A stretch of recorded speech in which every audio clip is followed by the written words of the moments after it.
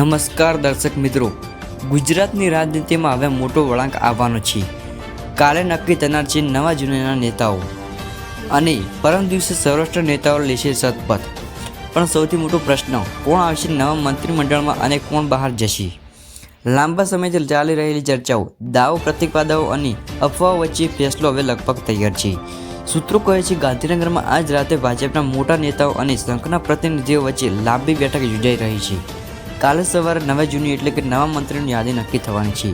આ વખતે મંત્રીમંડળમાં સૌરાષ્ટ્ર વિશેષ મહત્વ મળવાનું છે અને તેમાં સૌથી મોટું નામ સામે આવી રહ્યું છે જયેશ રાદડિયા. રાજકીય વૃત્તોમાં ચર્ચા છે કે રાદડિયા ફરી એકવાર મહત્વની ભૂમિકા ભજવી શકે છે. સાથે સાથે જામનગર, રાજકોટ અને ભરૂચના કેટલાક નવા ચહેરાઓ પણ ચર્ચામાં છે. પણ રસપ્રદ વાત એ છે કે જૂનો નેતાઓમાંથી કેટલાકના ચહેરા હવે કેબિનેટમાંથી દૂર થવાની શક્યતા મળી રહ્યા છે.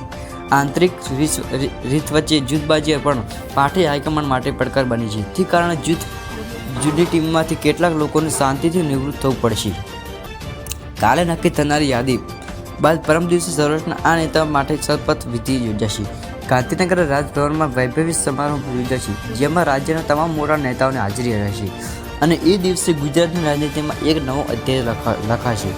હવે સૌથી મોટો સવાલ, શું જયેશ રાદડિયા ફરીથી મંત્રીપદ પર પરત આવશે? શું જૂના દિગ્ગજોને રજા મળશે અને શું આ ફેરફાર 2027 ચૂંટણી માટે તૈયાર ભાગશે? આ બધા જવાબો કાલે બહાર આવશે. પણ હમણાં રાજકીય હવામાં રૂખના ગરમી ચટી ગઈ છે.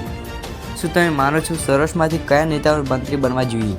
તમારું નામ કોમેન્ટમાં જરૂર લખજો. અને જો તમને આ રાજકીય અપડેટ ગમે તો વિડીયોને લાઇક કરીને ચેનલને સબસ્ક્રાઈબ કરવાનું ભૂલતા નહીં. જય હિન્દ, જય ગુજરાત.